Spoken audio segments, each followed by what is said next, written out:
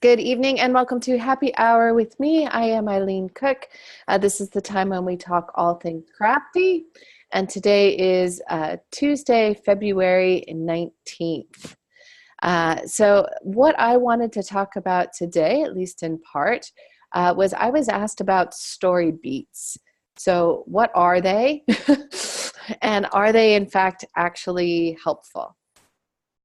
So I'm going to break that down into a couple of different points and then answer any questions that anybody might have. So what are they? So there is no agreed upon definition. So it's kind of one of those terms that people use a lot, but they don't necessarily always agree on what we're talking about when we say story beats. So the most common thing that you'll hear it talked about is in terms of story structure. So you'll think of things like Save the Cat or The Writer's Journey has set story beats. So for example, Save the Cat has 15 different story beats. Michael Haig has a program that he uses that has different story beats, but they are particular moments in the story, typically when the action is in some way turning or changing. So the most common ones you'll hear again about sort of in Act 1 is there's the ordinary world, so you have some kind of story set up. Then there's an inciting incident, and so forth. So you'll see those kind of different beats. And you've probably heard like Dark Night of the Soul or The Point of No Return or All is Lost. And those are just terms that various people have given in terms of saying this is a story beat. You will also sometimes hear it just talked about as those are the beats within any particular scene. So some people will talk about any scene sort of has an opening, a middle, and an end. So even within a chapter, there are, can be set story beats. So people will talk about that. I've also heard people use the term story beat to talk about any basically action or activity that moves the plot forward.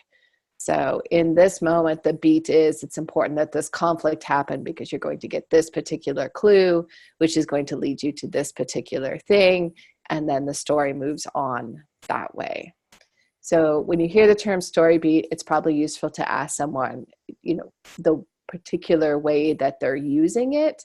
But generally it is the idea that it is some kind of moment that shows up in a story fairly consistently across story to story to story. So there are points that we can all talk about. And one of them being, for example, of course, the inciting incident. So that is, what is it that kicks off your story? That's a particular beat that you will see that shows up again and again and again and again. So that is that basically idea of when we say story beat, what we're talking about. In general, there are some things that kind of no matter who you talk to, we all sort of agree about, which is generally we are talking in terms of a 3-act structure. So we're talking Act 1, Act 2, Act 3, beginning, middle, and end. So you will sort of see that go across. So there's usually some kind of setup that's happening. The action is kicked off. Then we move into the actual bulk of the story, which is Act 2, which tends to be the larger part of the story. There's the point of no return happening some point at the midpoint where the person has to just keep going. And then when we break into the 3rd act is usually when we're talking about our climax scene, and then we have some kind of resolution. So that's basically what we're talking about. Some people will say you should just have 2-act structure. You'll see some people say there's a 5-act structure. But at the end of the day, we're pretty much still talking all the same thing. We're just using different languages. And don't get caught up too much in it because people, part of the way people make money with writing books is by coming up with different terms for those different beats, because then they have sort of a clever and unique take on it. Crystal and I went to Emerald City, and there was a person who was talking about a particular beat, which was a story structure program that used 102 different beats. And they made the argument of why all of these beats show up in every story that is out there. Keeping track of 102 beats would drive me personally a little bit crazy. But if you love story beats, I will find out the name of that book for you. I basically tried to get rid of it because it drove me insane.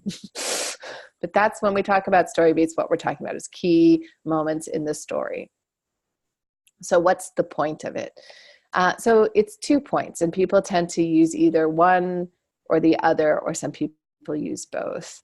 So one is people use it as sort of a skeleton to hang their story on. So for example, if you like Save the Cat, which is the beat structure by Blake Snyder, you can go onto his website and they have downloadable sheets where you can download his story structure, and there's what the beat is, and then you can fill in on the other side what's happening in your screenplay or your story that fills that beat.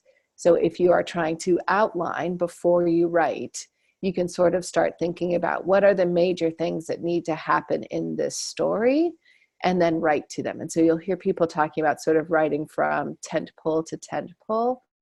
And that's the idea. If you know what the opening image is, and then you know the inciting incident, and then you know this point, you can kind of just start writing to that. And you'll see people who do very detailed, almost chapter by chapter breakdowns before they start writing. And so for them, they find that really easy. And again, with a lot of these beat programs, what you'll see is there's suggestions about where this should be falling in the story.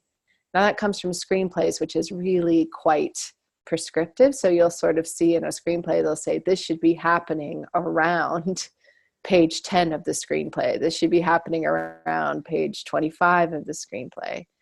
And in fact, there are people, because there's always someone, who has taken those beat sheets and figured that out. If you're writing a 80,000 word novel, then this beat should be happening around this point in the novel. So I do think that is sometimes useful, because if you find yourself, for example, like, wow, it took me 50 pages to get to the inciting incident in a 200-page story.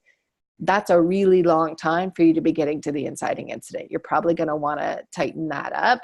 So either moving the inciting incident, or what often happens, cutting what you had as a lot of the buildup before that inciting incident, putting them back in maybe as flashbacks, is something that can be helpful. For other people, it's not the outlining that they find useful. They find it useful for the revision process. So for them, they're working backwards. So they've written a story, and then they're going back through and asking themselves, do I have that beat? Did that actually happen in my story? And again, then sort of looking at the ordering. Is it happening in the order that is quote unquote recommended? How long is between the beats? Because again, they will tell you sort of a rough idea. So you can have a moment where you're like, wow, it's taking me a really long time to get to this point. Or conversely, I have these 5 scenes and they actually don't fit into that beat sheet anywhere. Like, do I actually need them, or are these scenes that maybe could go? So some people use it for outlining, some people use it for revision, some people use it on both ends. Either way is fine. I do think it's helpful also for synopsis writing. So when you are stuck writing that dreaded synopsis for someone, if you can write down what those beats are, that pretty much tells you what you know you need to have in the synopsis.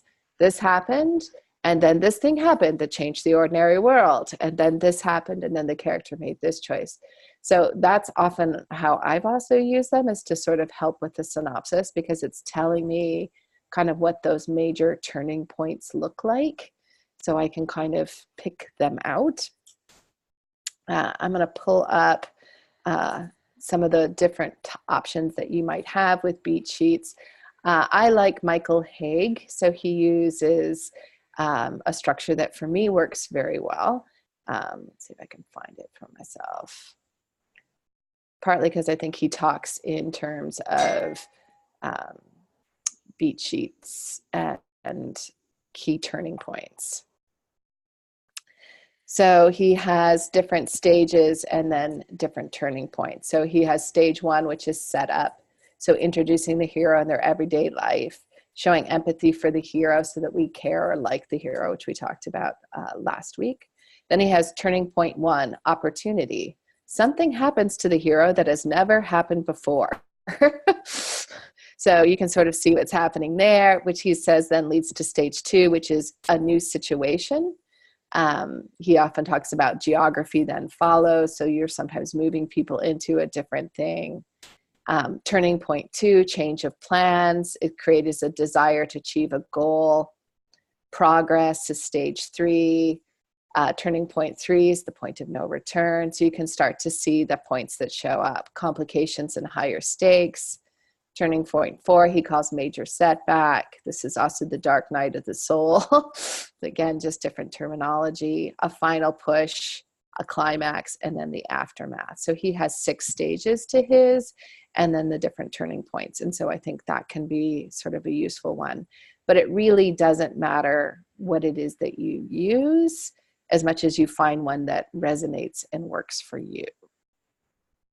So on that point, does anyone have any questions about sort of story structure or story beats?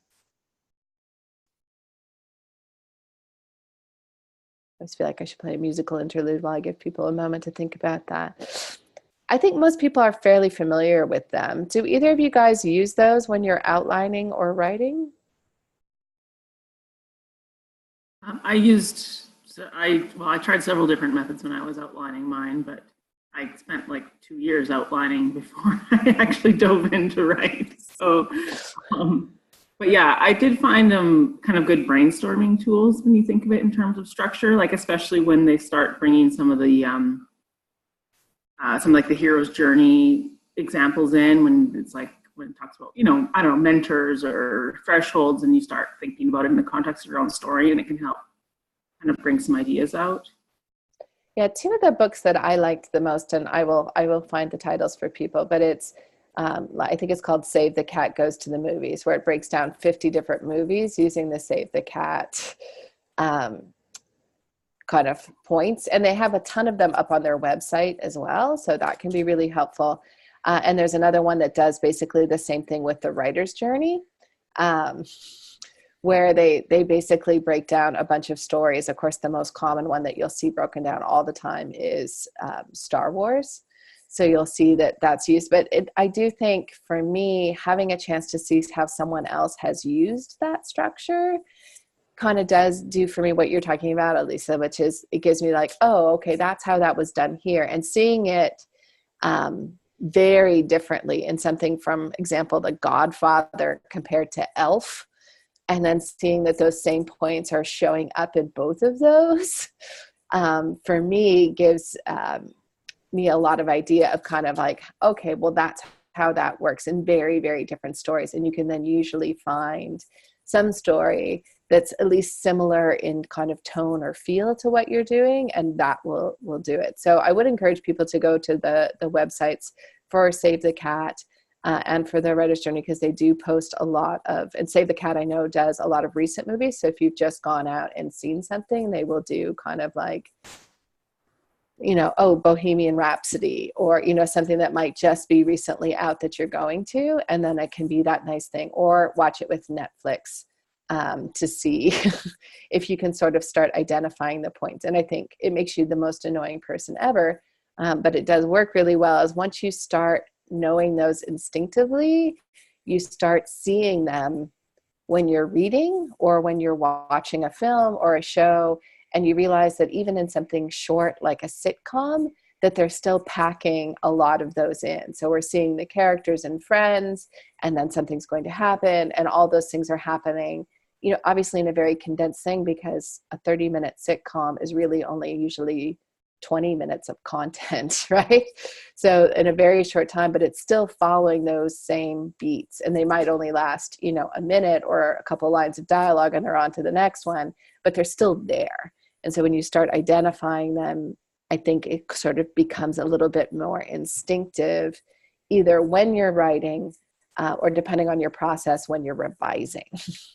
And for some people, it can frustrate the heck out of them if they're trying to use it as an outline, because they feel like they get caught. Or I think some people, one of the dangers of outlining is you feel married to it, and the story can sometimes get hijacked. So I don't know if you have found this, Alyssa, since you've been writing over a period of time, did you have an idea of where the story was going and then find out something quite surprising at any point? Well, I actually started out with the younger sister as the protagonist, and changed that about a year in, when I couldn't get in her head.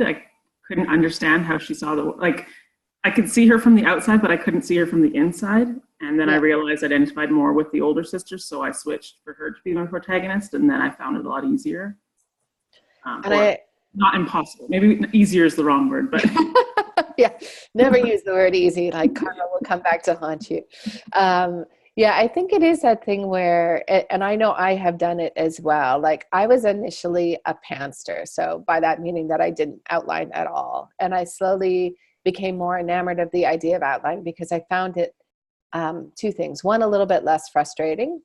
And two, a little bit harder to procrastinate because if I sort of know what's supposed to happen next, it's a lot harder for me to be like, well, I can't write today because I know what happens. Like, I know I need a scene where X, Y, and Z is going to happen. So I can usually kind of force myself to power through and get it done, even if it's awful and I know I'm going to have to rewrite the whole thing, which happens all too often. So I started to use more outlines, but then I would sometimes get frustrated because the story would maybe want to go in a different direction than I had outlined. And I would feel like, no, this is the outline.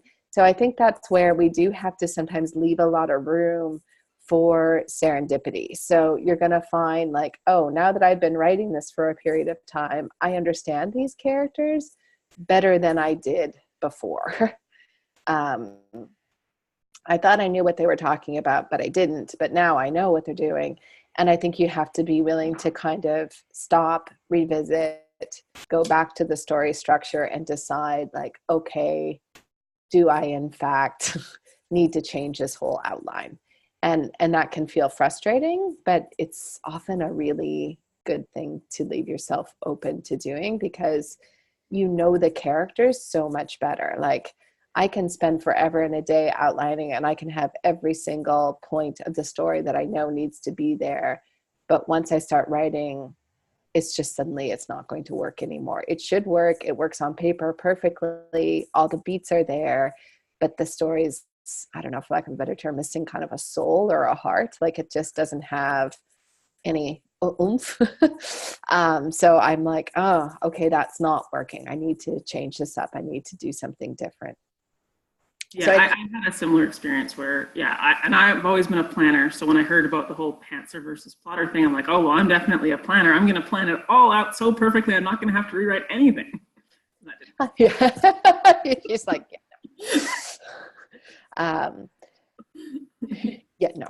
I do think it's useful to sort of at some point, print out and look for yourself like what the different structures are and sort of seeing how they compare against each other, because what you will find is there are tons of similarities. Typically, they are the same points, but they might be defined slightly differently, or they might happen in like a tiny bit of a different place. But generally speaking, they're pretty darn similar. And sometimes it's a language thing. So I know some people, I really liked The Writer's Journey, which uses myth and mythical story structure as sort of its core, but it uses terms like, approaching the innermost cave, things like that. And some people are like, that just rubs them the wrong way. Like it just feels too mumbo jumbo. Some people hate Save the Cat because it tends to be almost a little bit more flip. And so it feels like it's not serious enough for the book that they're writing. So there's always this kind of debate, which I find sort of interesting, where people are like, one tends to sort of resonate with them. Like, even though they tend to be the same story beats, they feel different to that person. Have you heard of the book, The Virgin's Promise? Yes. Have you So read it? I have. So The Okay. Virgin's Promise is the hero's journey for women. And it talks about things happening, and I'm trying to remember the different process in that, but it does spin things slightly different. And so it's definitely from a feminist perspective. So it would be interesting, like if you have a strong female protagonist, to look at it. And I'm quite certain, actually, I'll do it now just to see. If you Google it, that the points will come up. I'm betting. Let's try.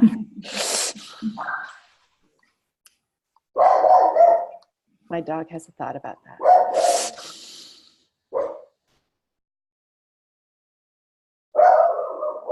Exactly.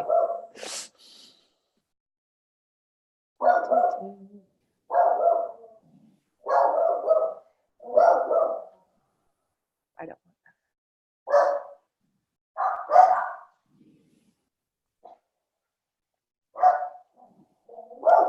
All right, so I did just pull it up. So it is, let's get my glasses so I can read it clearly. And hang on one second, I'm gonna beat my dogs. Just one tiny. There we go.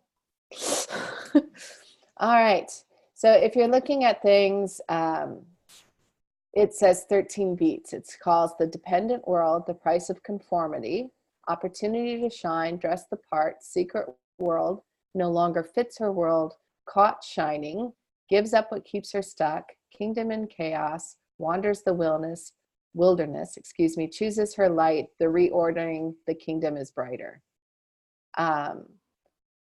So you can kind of see that they are different. I'm scrolling through looking at how they're defining the terms just to sort of see it. They're basically sort of comparing the self-fulfillment drive. So basically her side versus her shadow side. So Cinderella type stories where the protagonist spends her life serving others at the cost of herself, such as Cinderella, The Other Boleyn Girl, Pretty Woman, Ever After. They talk about the difference between the worlds that they come from. So the virgin and hero, their relationship to community is different. So hero tends to come from a village that's basically good, looking to preserve the village, and he wanders off from the village basically to confront danger, all those kinds of things in the foreign land, and then come back to his own world, versus the virgin will tend to live in a kingdom that needs change. So the growth of the virgin forces her to have the growth of the kingdom. So there is a thing. So there's an interesting article basically breaking the two down against each other. So it might be an interesting one to look at. And even though they are defining them with different terms and sort of showing some different things, there's still a ton of similarities. I think it's just, again, the way that you're approaching the story and how you're thinking about it. Oh, and see, if I'd looked in the chat window, then I would have seen what Janine wrote while I was trying to read the other screen, which is, the hero is kind of going out and trying to save his world. And again, the virgin's promise is about the inner journey. So it's a little bit more focused on personally and how she needs to view herself. So it's been a while since I've read the book, which is a good reminder to maybe go back and do it again.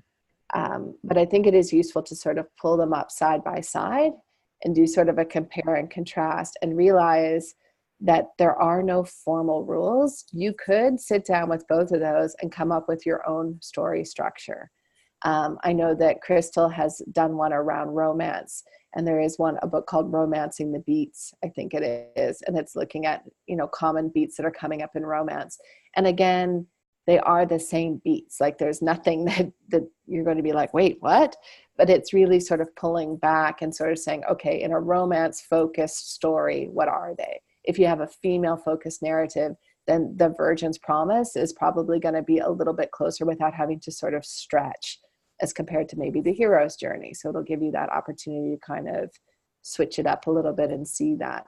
If you like, you can come up with a mashup of every single one that you like, or you can take a little from this and a little from that. And at the end of the day, again, you're just kind of trying to figure out how to help you build the structure. And it's basically, I always think of the beats as the spine. So what is it that I need to have in order to sort of build my story out? And that gives me a thing of sort of like, okay, I know these things need to exist. So how am I going to have those show up in my story? And they become a linking thing.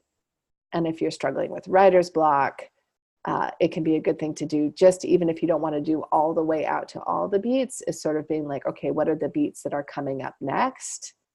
Brainstorming what those might look like, and then sort of going up.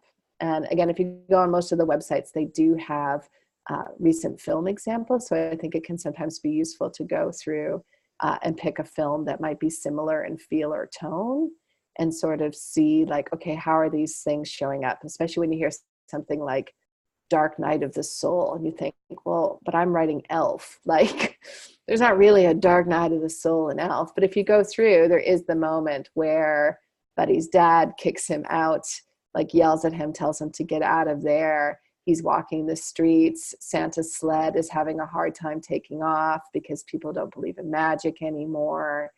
Buddy has, broken up with his goat. Like, if you look at it, there actually is a moment that would be, while not despair, is a dark night of the soul, even in a movie that is a comedy, and a light comedy at that, right? So you will find that they kind of exist even when you think they may not. Any other questions about those, or anything for that matter? I had promised to talk about story beats, so I did do that, but I am open to other things. I have a question. So a lot of the indie podcasts talk a lot about how the best thing you can do for your writing career, or is to basically write a lot of books and to create a backlist. And the idea is volume, and that's how you can become a full-time writer, is by writing a lot. But then in the traditional world, it kind of seems like things are tending towards you get one shot. And if your first book tanks, then goodbye, you're done. Is there some truth to that, or is that an exaggeration? It's a little bit of both. There is some truth to it, but there is an exaggeration. So what you won't see is the volume push. And that's, traditional publishing is just not built around the idea that you're going to be able to have a book coming out every 3 months. Although you will see times when they will do almost like what they will call a push publication schedule. So if you're doing a series, they may want you to, for example, I'll use you. Let's say that they're going to publish your book. They might say, let's hold publication for 18 months because we're going to want you to have basically book 2 almost ready to go, so that we can bring book 2 out 5 months after your first book comes out, and trying to build a lot more momentum. So because traditionally what they did is they had a year between books. So, you would have things, and what you sometimes find is in traditional series is you see a drop off. And I think part of that happens, and you probably have had this experience yourself, like you read a book, you love it, but then you maybe forget about it, and you may not even hear that the second book came out for a while, and then you hear about it and you think, oh, right, I need to go back and read the first book because now I no longer remember what happened in book 1. And then some people just don't do that. So you'll see people suddenly wanting to maybe do that, or you'll see some people saying, well, I'm going to wait till all 3 books come out and then I'll read the series. But then, of course, for traditional publishing, they're watching sales numbers. So if people are waiting for all 3, so you'll have some of that. So that's why you will see indie people talking about basically getting content out there in the same way that you won't see that from traditional publishers. They may be doing a little bit more of that, but still nowhere near the same as what you would see with indie publishing. There is an element of traditional publishing is watching numbers a lot more closely, and they are, I think, a lot more reluctant than they used to be as compared to, and I'm going way back, because I would say in my career, which is kind of started in 2006, they were already at this point where sales numbers were much more king. So it's not like a very recent thing. It's been around for a while. But there used to be a time where you would hear about them sort of building the career of an author, and that they would be looking over, several books to sort of be making that decision. I think they are now more inclined to fish or cut bait if there's something shiny and new. So does that mean that you are done and over? I am happy to report it does not, because you can reinvent yourself sort of over and over again. So that might be going to a different publishing house. And I've done that, with my own name. You'll see some people that will change publishing houses and go to a pen name and sort of start over with something else. So I don't think it means it's the end of your career. So that's where I would disagree. But you may have an instance where, your publisher carried you for 2 books and then was like, we thought it was going to be something else than it was.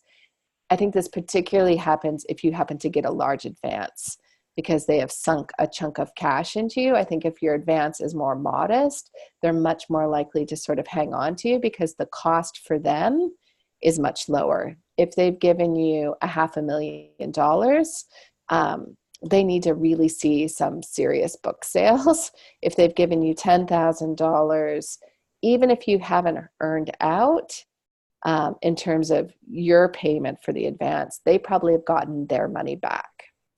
So let's do some quick and ugly math. Let's say they gave you $10,000.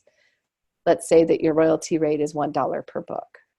So in terms of when we say that you have earned out, you would need to sell 10,000 books.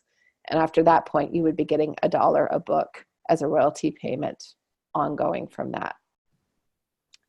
Let's say that your book is selling for $20, right? So out of the $20, $10 of that is typically going to whoever the distributor or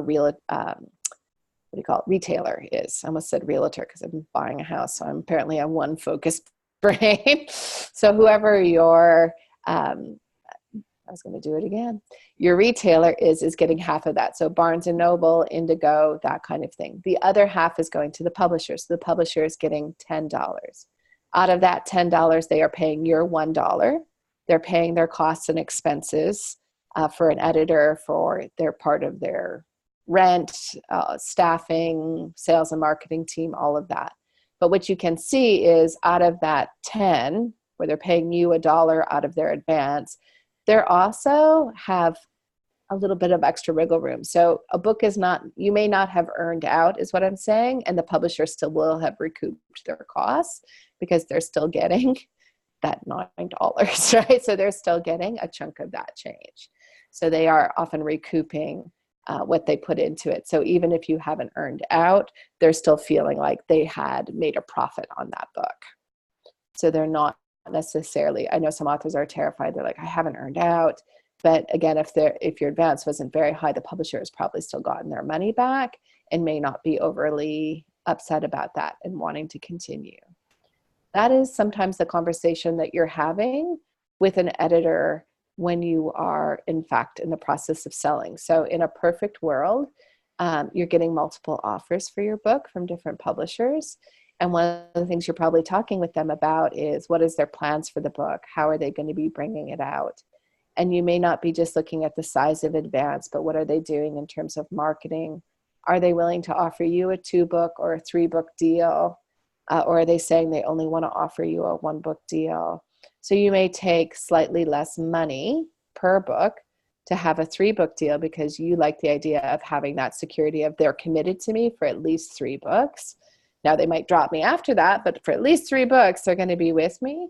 Other people like the flexibility. So they're like, I only want a 1-book deal because after that, I want the ability to go wherever I want.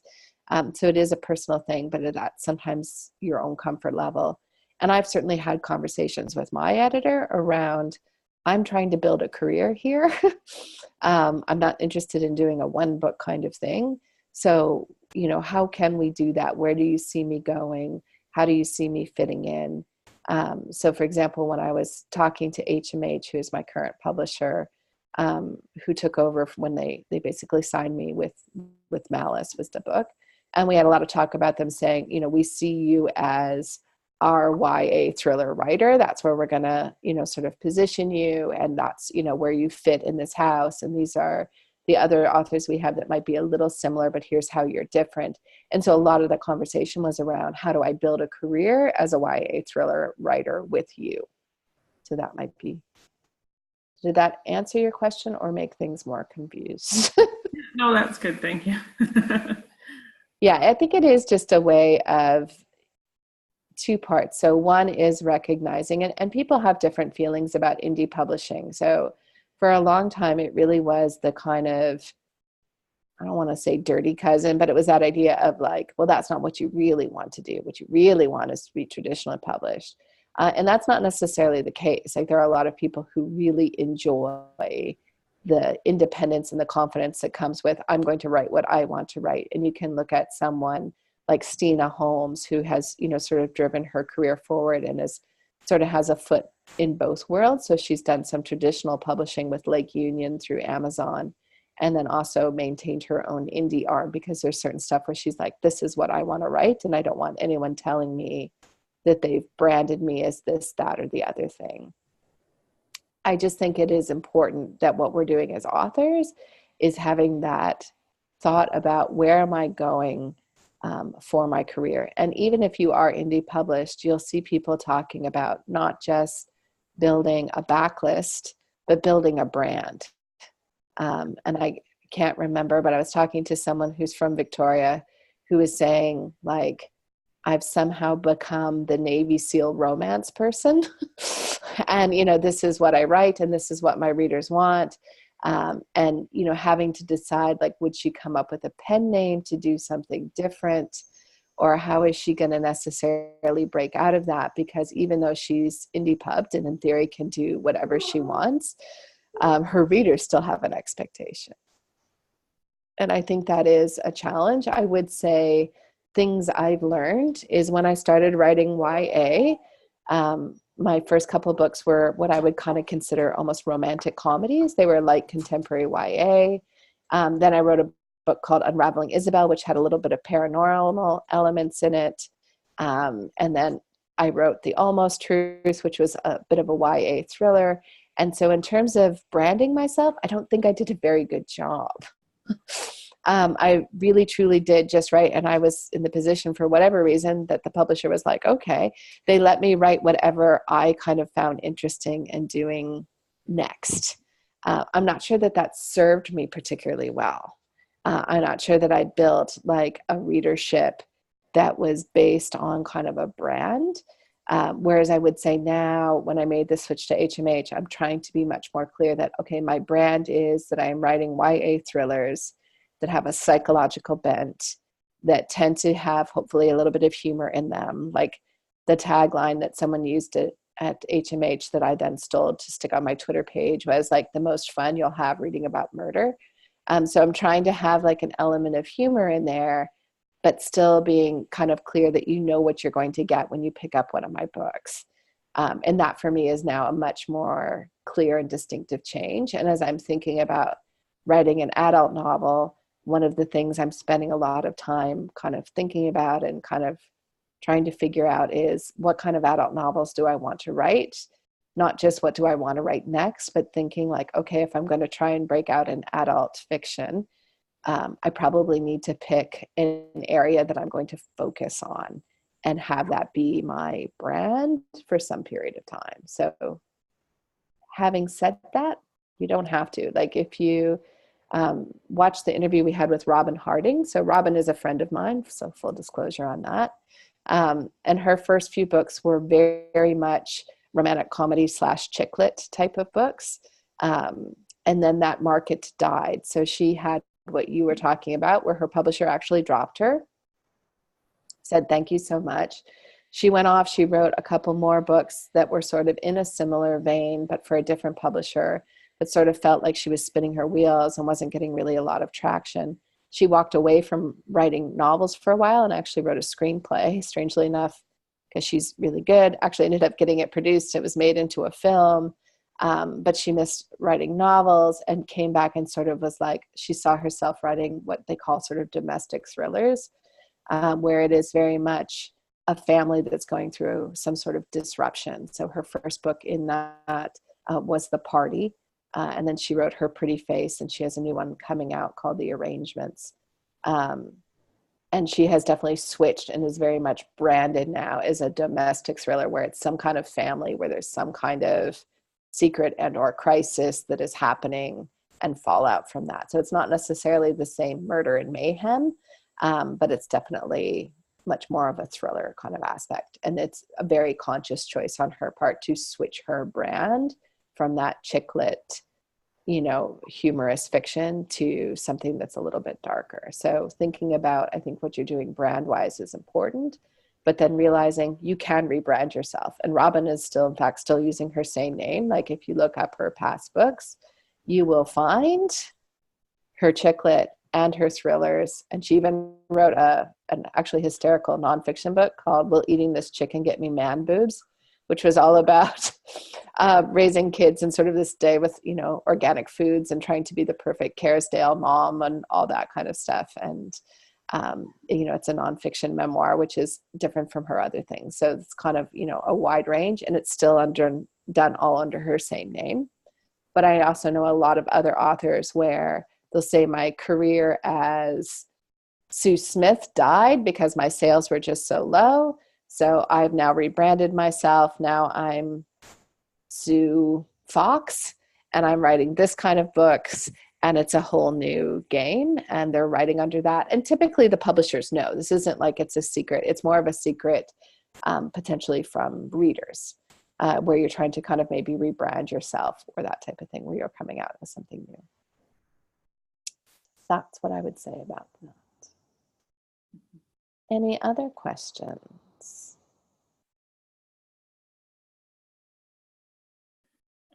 So I was reading this book recently, which kind of prompted some of this. It's called The Merchants of Culture. And it was talking a lot about kind of the focus on the first 6 weeks of sales and how important that is and how focused people are on that. Is that, in your experience, is that still the case, or? I would say it's still definitely a big part of it. And part of that is thinking in terms of real estate in bookstores. So with online books, you're never really out of print, right? Like the book is always on the shelf. But if you think about your local Barnes and Noble or Chapters or Indigo, like there is finite shelf space, and there are books coming out every week. So publishers, and there are certain books that they're going to have no matter how long it's been around, right? So Stephen King's backlist, I'm willing to bet most of those are still on the shelf and available. Nora Roberts' backlist, they're still on the shelf and available.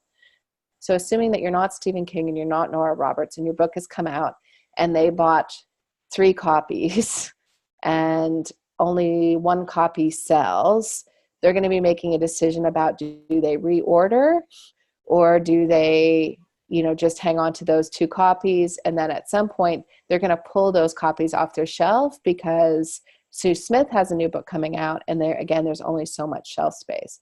So that's where you're hearing the thing come in. And part of that is usually within 2 to 3 months, they're making a decision about reorders. So if you have a really strong 6 weeks, so I ordered 3 copies of your book for my store, and we sold 3 copies in 6 weeks, I'm probably going to go ahead and reorder another 3 copies because we're seeing that. Or particularly if I see it also pushing in our online division. So I look up and I realize that people, did the check the store option, and there was no copies of my book. So they ended up ordering it online. I think, okay, I want to have that in my store because people aren't looking for it. That's why often you'll see authors saying, like, if you go into your local Indigo and my book isn't there, like, mention it to the clerk, because they are sort of keeping track of that. Like, oh, a couple people came in and asked for that book and we didn't have it. Which may encourage the store to either order it if they hadn't, or reorder if they have potentially sold out for copies. But books have more of a shelf life, which is typically there's the most promotion and things happening right when the book is coming out. So you'll see people doing sort of the couple weeks beforehand, and the sort of first month after is the time that you're most likely to be asked to be on a blog or a podcast, because of course everybody wants to talk about the new thing that is out, right? So your only other hope is that you become a quiet word of mouth seller. So you don't necessarily have a huge push in those first few weeks, but the people who read your book love it and are telling their friends, like, oh my God, have you read You Owe Me a Murder? You got to read it. And then those people are then trickling out, and you will see books that don't necessarily have a strong kickoff, but they grow. One of the biggest runaway success for that was 13 Reasons Why, which was a YA book that hit the New York Times list 2 years after it came out. So that's an example of a book that had a very quiet start and then built. Another one was, hang on, I'm trying to think of it. Something Rain by Garth Stein, and it's a dog. Auto Racing in the Rain. Art of Racing in the Rain? Yes, thank you. So that was a book that they had high hopes for. They thought it was going to come out. It was going to come out as a big splash. It did okay, but not great. So it sort of disappeared. And then that was a book that when it was reissued in paperback, suddenly did really, really well. Like part of that was, strangely enough, at that time, Starbucks was doing a book in the store that they would feature. So The Art of Racing in the Rain was one of Starbucks' first picks. So it suddenly appeared in all these Starbucks, and people suddenly picked it up, and it became, again, a book that did way better in a paperback release than it did in a hardcover release. And then went on again to do really, really quite well. So you will see books that become a slow burn. So I wouldn't say that it's all or nothing, but that's where that sort of, idea that you want to break out in a short period of time is coming from. It's coming from the idea that there is going to be a shelf life in bookstores. But as digital books have become a thing, I think you're seeing more books that have a slower burn. But word of mouth is huge. And there's no way to really develop that other than you can, try and have your 100 super fans that are going to sort of talk about the books. You'll hear authors talking about having a street team. You'll see people trying to sort of talk to bookstore owners. Like there's nothing better than if there's an indie bookstore person who loves your book and they hand sell that sucker. And then they reorder it and bring it back in and hand sell it again. Like you will see a growth happening from that. So that's where that's coming from.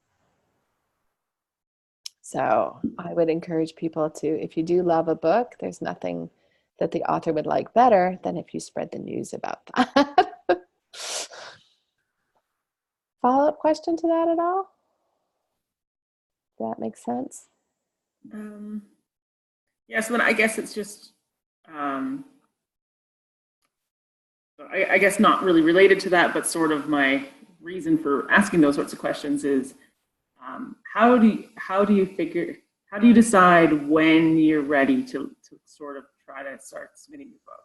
Like, how do you decide when you've done enough revision and it's good enough to go out? When there's this worry that, well, if I spend more time, I can make it better, and then that would be better in the long run, like that sort of. This is one of those questions that I'm not sure that there is an actual answer for. I mean, the answer that you're going to hear at every conference, which doesn't actually answer your question, is you want the book to be the best you can make it before you send it out, because and people are like, okay, but what is the best that I can make it? And I do think there is a point, and I don't know how to describe it other than when you realize that you're starting to just rearrange the deck chairs, if that makes any sense. Like you're not really fundamentally making any big changes. So like the decision, like, okay, I'm going to tell this from the older sister's view, not the younger sister's view, that's a big change. Making, big wholesale changes where you're like, okay, I need to move the climax way up and this needs to get cut. Like those are some bit, but when you're starting to do the things like, should I describe her hair as mahogany or should I describe it as this, and what's going to add more to the setting and tone? And I really want the feel to come through. So using mahogany is like wood, which is solid, but if I described it like chocolate, it might feel warmer. Like when you're starting to get down to that level of stuff, you're probably done. And at some point you just have to then kind of pull the trigger and say, I'm going to go out and send it out into the world and see what happens. And I think sometimes then you still get led to that because you might get an agent who reads it, who comes back with a revise and resubmit, where you realize like, okay, that's a pretty big fundamental change. Like that's going to have a big ripple effect. And you want to like kind of stop submitting until you make that big change to anyone else, because you realize now that agent, whether or not they take it on, was right. And there's some big revision. I mean, I think the problem is I look at my published books that are the first books that I put out, and I could write them so much better if I could do them all over again. And there's sometimes that painful thing where I even just see it and I have that inward cringe where I'm like, oh, I want to do that again. I want to do it differently. I could do it so much better. So you're never going to be ready because you're hopefully just going to keep getting better. But there comes a point where it's like, okay, that is the best that I can make it at this point. And you have to send it out. So what may help with that? Then you still keep working. Just keep, I would go through the story, like, and to the point where you really feel like, I don't know what else I can do to change this. I'm now just revising for the sake of revising. And when you get to that, then it's time to send it out and start getting that feedback. And I think you start to have a pretty good sense, right? Because you're looking for, kind of that feedback that's going to come from other people as well. And you've gotten some beta feedback, and that, like, if you're not getting that consistent thing where a lot of people are like, well, I really struggled with the start of it, or that kind of thing, then you're like, okay, I need to move this along, right? So that can hopefully maybe get you to where you want to go. Okay. All right. So on that note, tomorrow morning, I'm going to be talking about what makes a good opening chapter. So that might be kind of an interesting way of spinning this differently. And otherwise, until then, I'm going to wrap up because we are close to the hour, and get everybody out there and writing. I think there's even a sprint later tonight, so people can get in there and get some words in. And that is what I have to say about that. So until then, I will see everyone around the Academy. Thanks for coming. Janine, it was nice to have you, even though you had to be quiet. So talk to you all later. All right. Bye-bye.